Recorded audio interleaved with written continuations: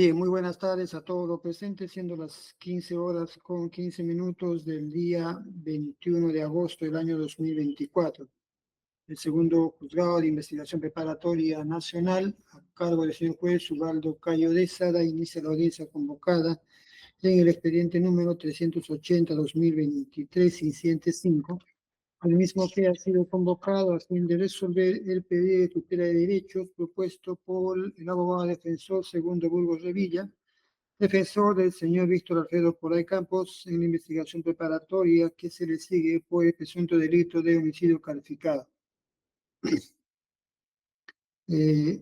Audiencia que se va a llevar adelante de manera virtual. Y para efectos de registro, vamos a pedir a la parte si va a identificar. Ministerio Público, buenas tardes.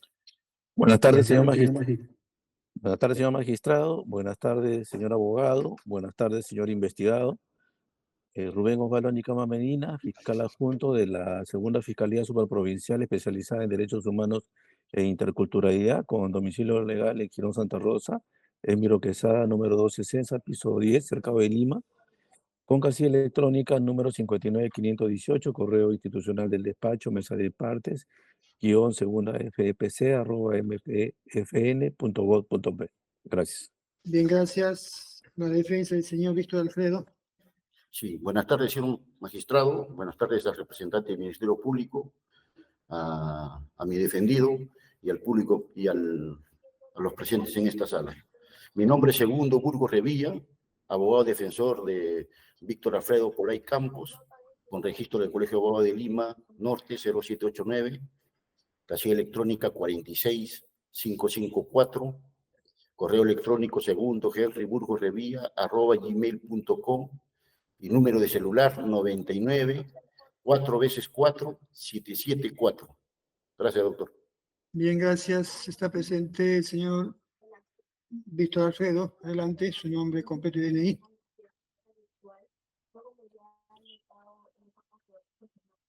A ver, en el penal tenemos conexión.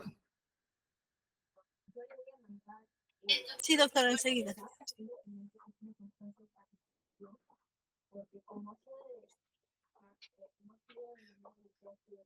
A ver, señor Alfredo, active su micro, por favor.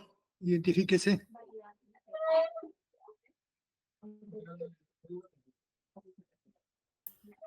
Doctor, disculpe, al parecer no está escuchando, doctor.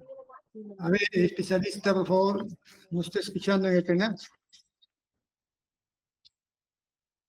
Doctor, hace un momento estuvo todo bien. A ver, voy a llamar al penal. Un ratito. No sé si el señor le puede decir que active su micrófono. Hace un momento estaba bien. Parece que está activado su micrófono, doctor. Señor Víctor Alfredo, ¿nos está escuchando usted? Parece que no nos escucha.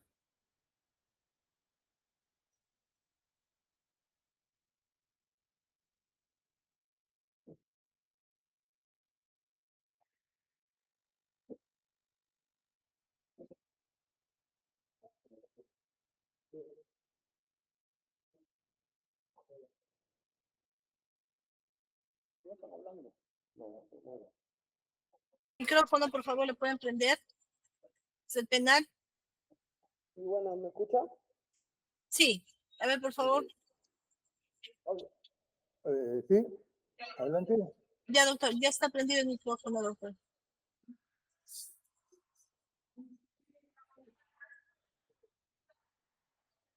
No se escucha la del juez. El micro del juez está apagado. Tiene que avisarlo. A ver, señor Víctor, ¿nos escucha? Sí, en este momento sí lo escucho. A ver, su nombre completo, por favor. Ya, yo soy Víctor Alfredo Poray Campos. Yo estoy detenido en el CEREC, en el Centro de Reclusión de la Base Naval del Callao. Su documento nacional de identidad, por favor. Documento de identidad tengo prohibido de poseerlo en el CEREC. No tengo en este momento a la vista mi documento de identidad. ¿Recuerda el número, señor? No lo utilizo actualmente, no, hace años que no salgo a ninguna audiencia ni nada, ¿no? Bien, gracias. En todo caso, con esa constancia. Bien, especialista, ¿existe algún escrito pendiente que dar cuenta? Muy buenos días con todos. Muy buenas tardes con todos. Mi nombre es Judith Karina Cruz Yucra. Soy especialista de audiencia, quien a la vez dará fe de la misma. Para informarle, doctor, que no hay escritos pendientes. Muchas gracias. Bien, en todo caso, damos por estar válidamente la presente audiencia y conforme a su naturaleza, vamos a ceder el uso de la palabra al abogado requiriente a fin de que fundamente su pedido de tutela. Adelante, doctor Segundo, lo escuchamos. Sí, gracias, doctor. Doctor, la pretensión de la defensa es de que se declare fundado la tutela de derechos a favor de Víctor Alfredo Polay Campos, porque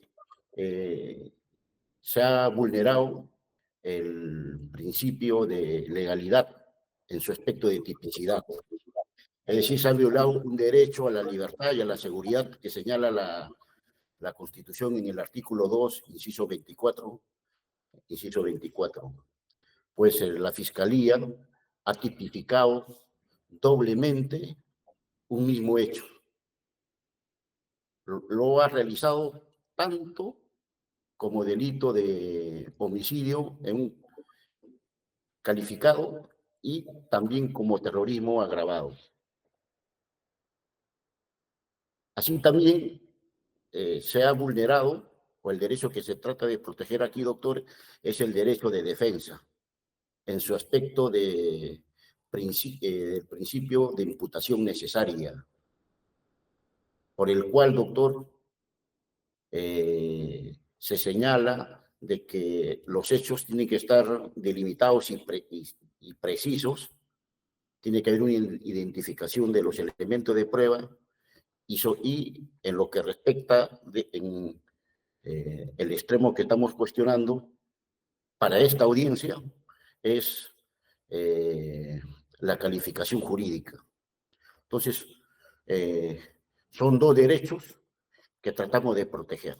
El derecho a la libertad y seguridad personales, manifestado en este caso como principio de legalidad, el artículo 2, inciso 24, literal D, y el derecho de defensa en su manifestación de principio de imputación necesaria, y está reconocido constitucionalmente en el artículo, el derecho de defensa 139, inciso 14 de la Constitución. Como consideramos de que esos derechos se deben proteger, doctor,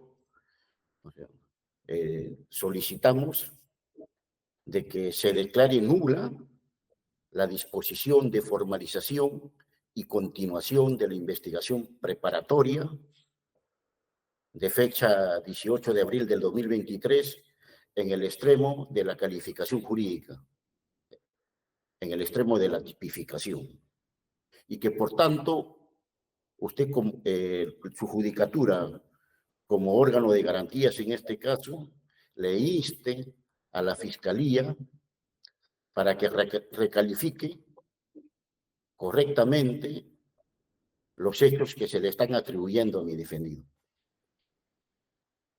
Señor magistrado, en esta tutela, nosotros, dado de que teníamos que agotar la vía previa, hemos recurrido a la Fiscalía para que recalifique el hecho correctamente. Sin embargo, la Fiscalía ha respondido con una absoluta y definitiva falta de motivación.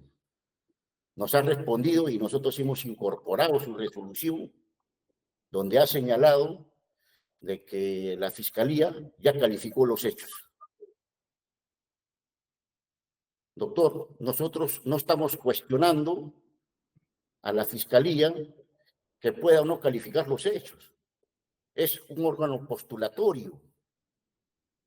Lo que nosotros estamos cuestionando precisamente, y lo hicimos ver en nuestro escrito en la Fiscalía y ahorita en la tutela, es de que la Fiscalía está sometido al principio de legalidad, está sometido al principio de imputación necesaria. Y por tanto, precisamente era discutir, tenía que responder a nuestros argumentos ¿Por qué ha tipificado incorrectamente? No si es que tiene derecho a calificar o no. Eso no fue materia de discusión. Señor magistrado, ¿cuál es el tema de la tutela? ¿Cuál es el ámbito de discusión? El ámbito de discusión, doctor, es la calificación jurídica de los hechos. Porque nosotros nos basamos en una cuestión concreta. Las conductas están sometidas al principio de legalidad. Y tiene que haber ley previa, ley expresa y ley estricta. Precisamente este último punto de la taxitividad, de la tipicidad, es que es el tema de debate. La Fiscalía está atribuyendo a mi defendido 4 hechos. Lo está atribuyendo en calidad de autor mediato. A pesar de que los hechos que está atribuyendo, mi defendido estaba encarcelado, sin embargo, actuando como nivelador, no tomó en consideración para postular su imputación de que mi defendido estuvo preso el 17 de febrero del 89 hasta el 19 de julio de 1990. Y después reingresó el 30 de junio de 1992. Es decir, a pesar de que cuando postula los hechos y señala para postular una sentencia del megaproceso que se le llevó, sin embargo lo nivela y hechos de que estando preso también lo atribuye. ¿Cuáles son esos 4 hechos? Para perseguirlo eternamente, ¿cierto? Ese es el objetivo. ¿Cuáles son esos 4 hechos que lo está atribuyendo a mi defendido? El primer hecho es el 31 de mayo de 1989, cuando mi defendido estaba preso, porque mi defendido fue detenido el 17 de febrero de 1989 hasta el 19 de julio de 1990, cuando fugó del penal de Castro Castro. El de 31 de mayo lo está imputando como autor mediato, un hecho falso. Un hecho falso de que en la investigación se está viendo que se ha derrumbado, porque supuestamente ha construido el hecho fantasioso de que un grupo de milicianos del MRTA en número de 6 ha ingresado a un bar gay donde concurrían homosexuales y transexuales, y este grupo del MRTA les había ingresado y los había sacado de ese local y los había ejecutado y dado muerte. Por supuesto de que el hecho, conforme se está demostrando, no ocurrió en ese bar, ha ocurrido en otro lugar. Y por supuesto de que ese bar no es un lugar de gays ni de transexuales, sino es un lugar de concurrida de prostitución, que tampoco no ha sido ahí, y tampoco no ha sido una unidad miliciana, un grupo miliciano, porque el ejecutor ha señalado la ocurrencia del hecho, y ese ejecutor, Curso virtual cuando ha de narrado, trata de personas como claramente se modalidad de desprende que violencia. es un hecho circunstancial, espontáneo de defensa, que cuando fue asaltado, y de que él no recibió una orden, porque no fue una unidad de MRTA y no fue un acto preordenado. Lo que pasa de que el que realizó fue un miembro ciertamente del MRTA, pero no fue por un plan. Pero es esto que le está imputando falsamente. Entonces, este hecho, según la Fiscalía, dice de que es homicidio calificado en un contexto de graves derechos humanos y también es terrorismo. El segundo hecho que se le está imputando, señor magistrado, es un hecho que ocurrió también en Tarapoto el 30 de septiembre de 1990, donde también un grupo del MRTA, supuestamente un grupo del MRTA, habría sacado de un recreo turístico, según el relato, a Luis Alberto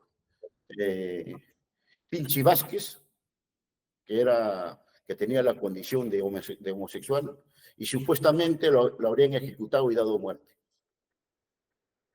Por supuesto de que este es otro hecho falso, porque ni siquiera hay El género como ejecutor, construcción social. no hay ni un ejecutor, El concepto de no hay ni un género testigo alude a los directo, distintos roles, ni un testigo de responsabilidades y referencia atributos que se asignan que a hombres y indique mujeres en que, la sociedad que como producto sobre de ese- una que indique construcción sobre ese hecho. sociocultural respecto de su sexo biológico. Hasta el hermano El concepto de sexo se me refiere dice a que las se enteró luego de características 6 meses biológicas de mujeres y y se ha hombres. enterado de un testigo de referencia de otra referencia.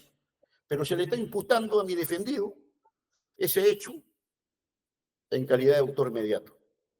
Ese es el segundo hecho. Y este hecho, la Fiscalía lo está calificando simultáneamente como delito de homicidio y delito de terrorismo agravado. El tercer hecho que se le está atribuyendo a mi defendido es el hecho de que en agosto de 1991, la persona de Silvano Vela Atributos Carvajal Estas habría en la sociedad, en tu una espacio supuesta laboral, ¿qué estereotipos de grupo de género milicianos se del siguen MRTA reproduciendo le habrían o qué ejecutado otros se han por su condición de superado? homosexual, hecho ocurrido en San José Escribe de tu Sisa. respuesta en el recuadro y luego. Estas imágenes Por supuesto que es un hecho falso que se le imputa a mi defendido, pero ese se le está atribuyendo también ese hecho. Y este hecho, ¿cómo lo están calificando? Lo están calificando como terrorismo y a la vez como homicidio calificado en grave contexto de derechos humanos. Y el cuarto hecho es un hecho que ha ocurrido también supuestamente en Tarapoto, supuestamente un 12 de julio, que habrían ejecutado a Salomón Pérez Armas, al parecer que tendría también la condición de homosexual, al parecer porque ni siquiera sus familiares lo reconocen como homosexual. Ni siquiera, en todo caso, ni siquiera hay un informe policial o médico que digan que son homosexuales. Pero ese hecho del 12 de julio, cuando mi defendido también estaba preso, porque fue detenido ingresó al penal el 30 de junio de 1910, también se le está atribuyendo. Por supuesto que son 4 hechos completamente armados, ¿ya? Pero este último hecho también dice que es terrorismo y homicidio calificado. Es decir, cada hecho lo ha valorado doblemente, lo que equivale a decir que los 4 hechos los ha valorado doblemente. Es decir, 8 veces ha dicho que es terrorismo y es 4 veces que es terrorismo y 4 veces que es homicidio calificado. Ahora bien, doctor, lo que postula la Fiscalía desde el lado jurídico, doctor, porque no voy a entrar ahorita al tema probatorio, del lado jurídico, ¿es correcto lo que está haciendo, doctor?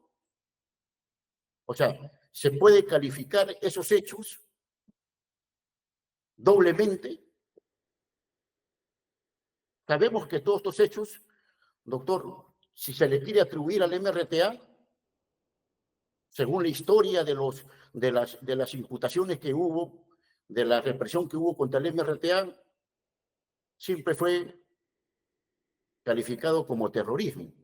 Ahora han buscado la figura de homicidio en grave contexto de derechos humanos, precisamente para perseguirlo eternamente a mi defendido.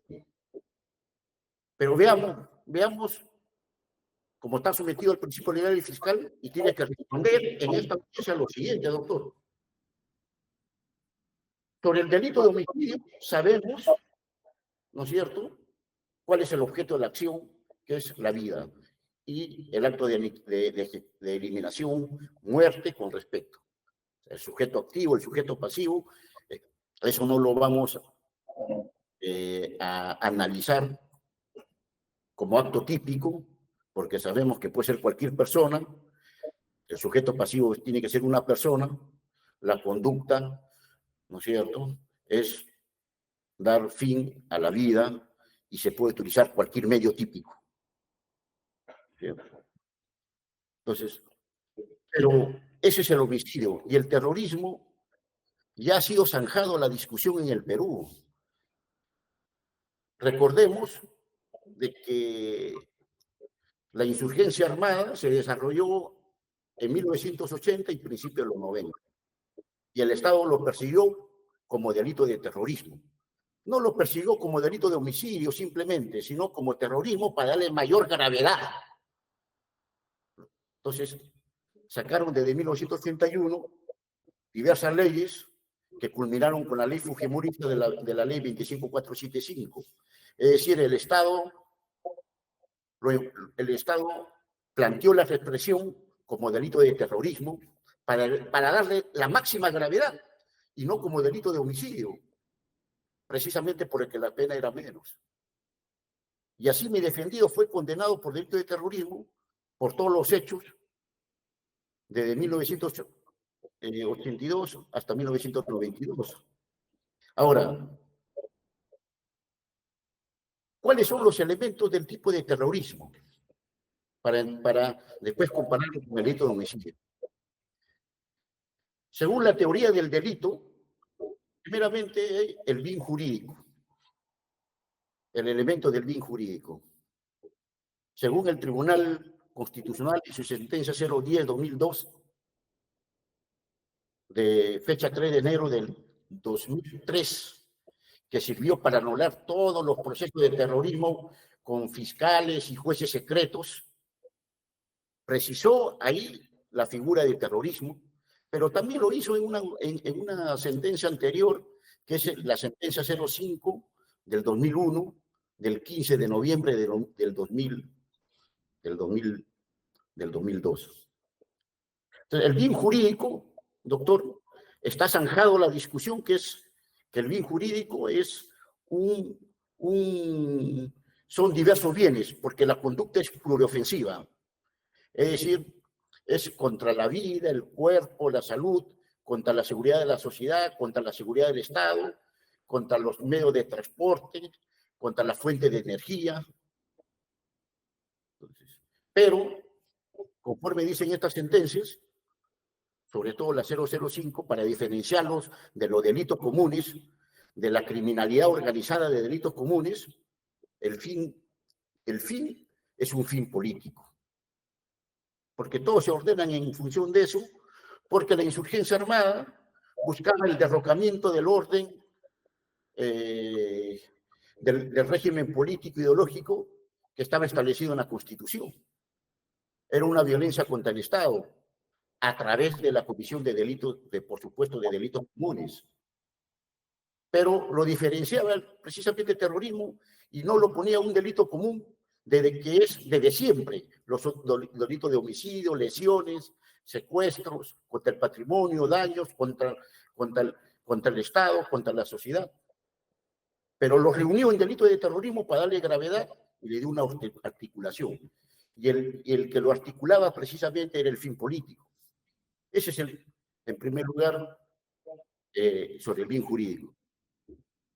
El tribunal desarrolla el tipo objetivo del delito de terrorismo.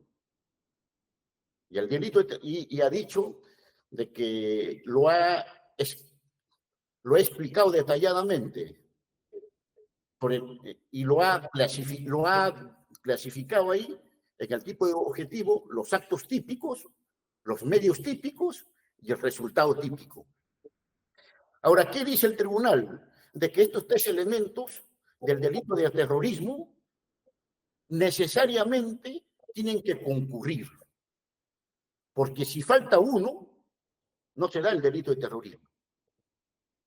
Entonces, en los actos típicos, el tribunal, en su sentencia famosa del 010-2002, ha señalado de que los actos típicos están identificados y son actos con la realización de actos contra la vida, el cuerpo, la salud, la libertad, el patrimonio, el Estado, la tranquilidad pública, la seguridad de la sociedad.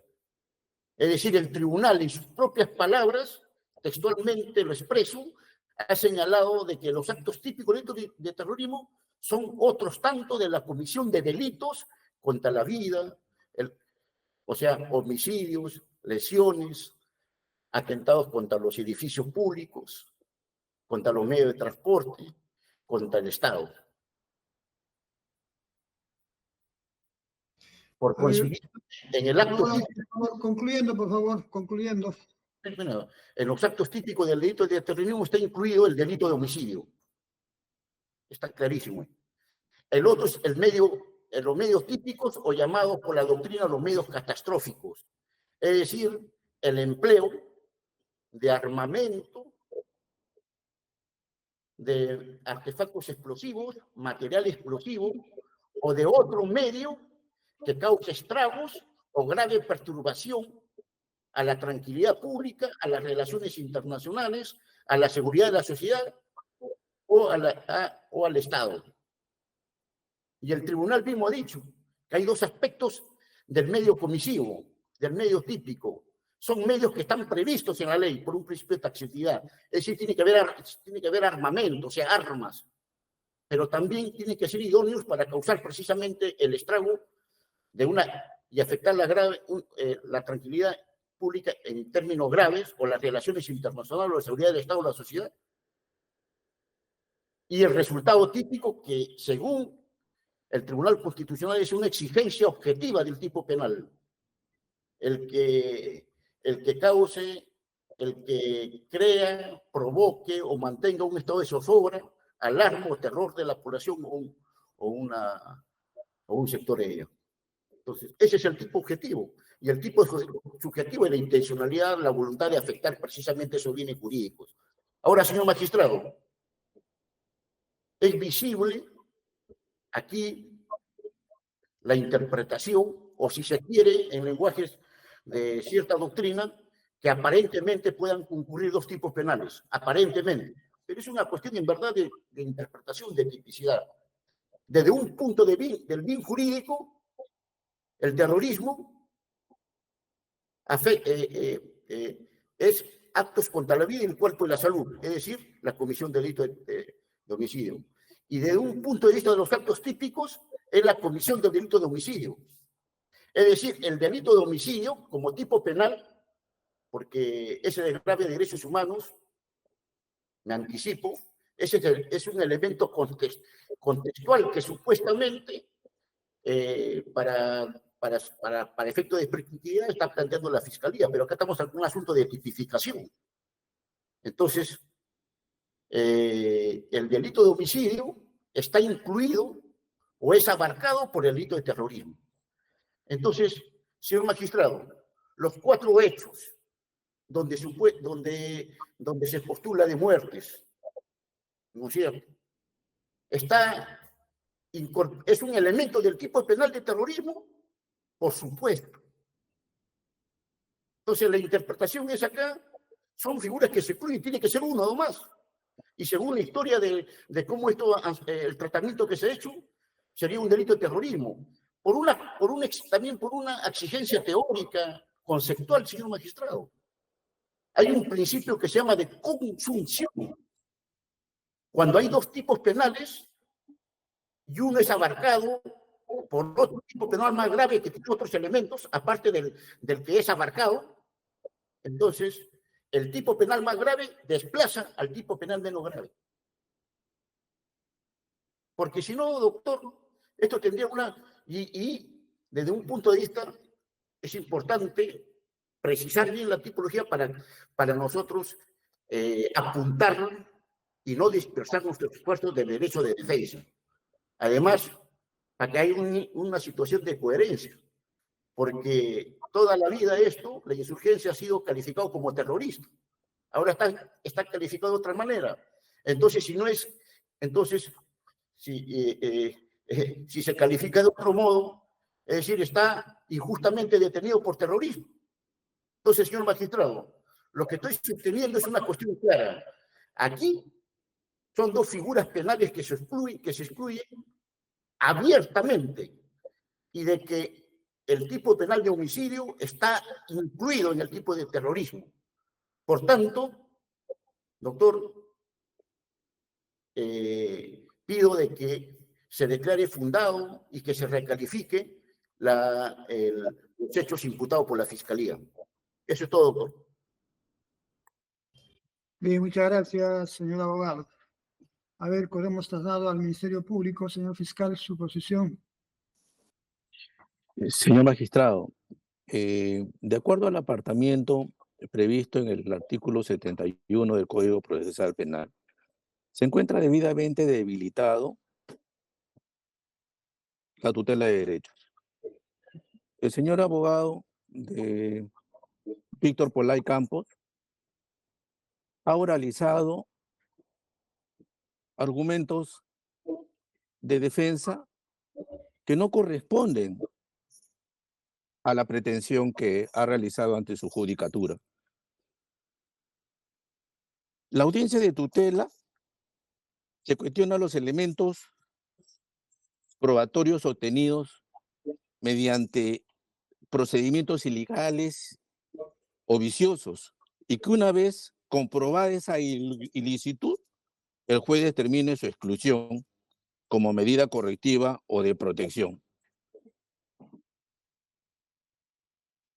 Magistrado, según la tesis fiscal, los asesinatos selectivos de los 11 agraviados en materia de investigación se realizaron como parte de una política o plan de estrategia de limpieza social, desplegada por miembros del movimiento revolucionario Tupac Amaru contra personas por su orientación sexual o identidad de género y otros grupos minoritarios como delincuentes, etc. A quienes llamaban lacras sociales, no solo vendría a ser el accionar delictivo de la organización terrorista MRTA, sino que existe una atribución fáctica al recurrente Víctor Alfredo Polay Campos y sus co-investigados, quienes habrían diseñado como parte de sus acciones de limpieza social la eliminación física de este grupo minoritario llamado lacras sociales. Estos hechos constituyen actos que se subsumen en el delito de terrorismo agravado. Sin embargo, haciendo un análisis de la forma en que se ha realizado como parte del contexto de violencia generalizada por los miembros del movimiento revolucionario Tupac Amaru, se ha dirigido específicamente contra personas que consideraban de orientación sexual diferente a los que denominaban indeseables o lacras sociales, que eran integrantes de la comunidad LGTBIQ+. Así también contra otras personas o grupos pertenecientes como delincuentes y otros. En ese sentido, al tratarse de una política de limpieza social generalizada mediante la comisión del delito de homicidio calificado, asesinato, que afecta directamente la vida de 11 víctimas, conforme se ha mencionado, y se requiere el uso del derecho penal, dado que su provisión ha adquirido el carácter de jus cogens. Por tal motivo, la Fiscalía Superior Penal, en su oportunidad, dirimió contienda de competencias, considerando que estos hechos sí corresponden ser subsumidos como un ilícito realizado bajo el contexto de grave violación de derechos humanos, puesto que no corresponde a un hecho aislado, atribuirlo únicamente al autor directo, autores directos que ejecutaron los asesinatos de modo propio, sino que se habría realizado como parte de una política de limpieza social dirigido al ataque de un grupo de personas identificadas por su orientación sexual o identidad de género, entre otros grupos minoritarios, conforme ya lo hemos sostenido. Señor magistrado, en la presente postulación de tutela de derechos, la defensa técnica de Víctor Alfredo Polay Campos solicita concretamente se declare nula la disposición número 6 de fecha 18 de agosto del 2023, que contiene la formalización y continuación de la investigación preparatoria en el extremo de la calificación jurídica. Asimismo, solicita se sirva ordenar la recalificación a la segunda fiscalía. Señor magistrado, la defensa técnica debe saber que el acuerdo plenario 4/2010 ha demarcado expresamente lo contenido en el artículo 71 del Código Procesal Penal sobre los derechos del imputado, regula las normas procesales mencionadas, el mecanismo de la tutela de derechos, cuya finalidad, como se vuelve a precisar, es la protección, el resguardo y, consiguientemente, la efectividad de los derechos del imputado reconocidos en la Constitución y la ley, siendo que los requerimientos o disposiciones fiscales tienen vía propia y control respectivo, por lo que el señor magistrado no podrán cuestionarse a través de una tutela de derechos, la cual es residual. Hay un camino específico, la reclamación está vigente, pero tutela de derechos en su artículo, en su fundamento 18, perdón, del acuerdo plenario número 4/2010, descarta la posibilidad del cuestionamiento de la disposición de la formalización de la investigación preparatoria vía tutela de derechos. El fundamento 18 es expreso, señala que no puede, a través de la tutela de derecho, declarar nulo una disposición. En consecuencia, este despacho, al emitir la disposición de formalización de la investigación preparatoria, ha acogido el escritorio emitido por el fiscal superior, tal conforme ha hecho alusión en la citada disposición, existe la comisión de un delito en el contexto de grave violación de derechos humanos, homicidio calificado de 11 agraviados, que de ningún modo pueden ser subsumidos al delito de terrorismo agravado, subsistiendo a ambos tipos penales por las circunstancias especiales en que se han desarrollado los hechos en materia de investigación.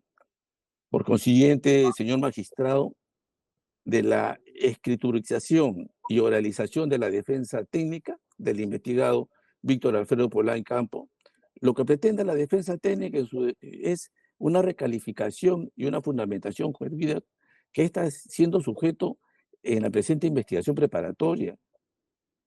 Lo consideramos ciertamente un despropósito jurídico, señor magistrado, y que esta acción, por su inconsistencia y falta de asidero fáctico jurídico, distrae de la Administración de Justicia. En consecuencia, señor magistrado, solicitamos se declare infundada la tutela de derechos solicitado por la defensa de Víctor Alfredo Polain Campos. Eso sería todo, señor magistrado. Bien, gracias. Bien, en todo caso podemos delimitar que el pedido, en realidad, la defensa está reclamando de que si es posible que pueda concurrir el delito de homicidio calificado contra el derecho de humanidad y al mismo tiempo la misma conducta podría ser calificada como terrorismo. Es lo que está reclamando la defensa. Señor fiscal, a ver, en ese punto, señor abogado, algo quiere agregar, solamente en esa es su pretensión, vayamos en ese punto. Sí, doctor, ya no voy a hacer la cuestión procesal porque está claro que la tutela es la vía adecuada. Doctor, el delito de terrorismo incluye el delito de homicidio. Hay que tener claro una situación. Los hechos son del 89 al 92. Por una ley previa, obviamente ha sido calificado, doctor, en el delito de homicidio.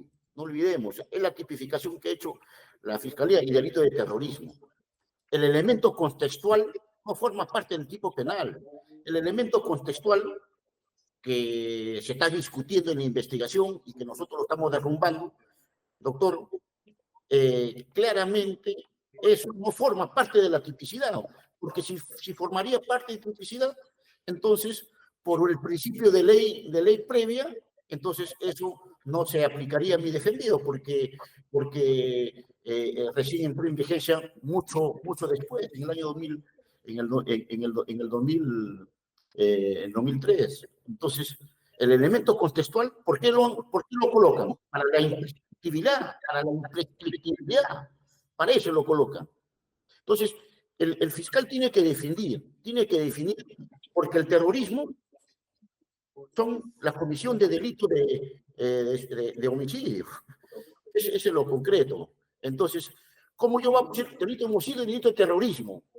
Si es que una figura ya lo consume a otra, ya lo consume, ya lo incorpora, ya hay un principio de confusión. Entonces, yo lo que se está planteando, doctor, es de que en la medida de que está imputando homicidios, y al nivel de la tipificación son homicidios, no el elemento contextual, porque supuestamente las víctimas supuestamente serían homosexuales. Por supuesto de que en el caso del mal llamado Las Gardenias no había ni un homosexual. Pero el elemento contextual lo ponen, ese cartelito lo ponen para que no prescriba. No prescribe el tipo penal de homicidio y terrorismo. Entonces, porque terrorismo, también incluso al efecto de la prescripción, no está considerado que sea un delito de grave violación de derechos humanos. ¿Por qué? Porque es más grave supuestamente el terrorismo es más grave. Por eso de que en el artículo del Estatuto de Roma no ponen terrorismo. Entonces, pero aquí, doctor, lo ponen por prescripción, pero es como elemento contextual. La Fiscalía tiene que responder. ¿El homicidio forma parte del terrorismo, sí o no? ¿Los tipos penales son como homicidio y terrorismo, sí o no? Porque el elemento contextual no entra parte de la tipicidad. En consecuencia, me repito en la pretensión, doctor, dado que ese punto, para efecto de esclarecimiento, usted ha pedido. La Fiscalía lo quiere agregar.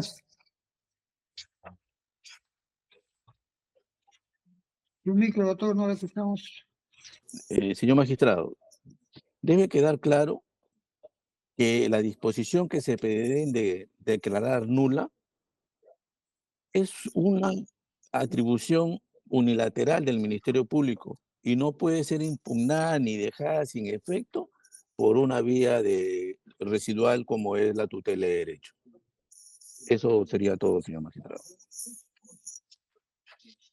A ver, señor fiscal, una precisión. Cuando ustedes formulan cargos contra el señor Polay Campos por delito de homicidio calificado y terrorismo, ¿lo están haciendo como un concurso real o como un concurso ideal? Doctor, se está realizando como un concurso real.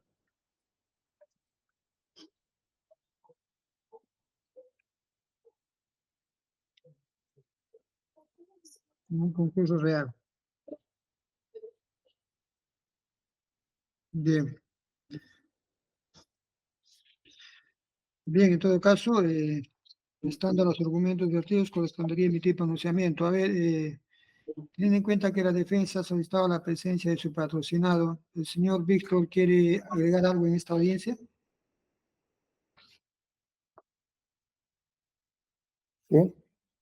¿Usted quiere decir algo en esta audiencia, señor Víctor?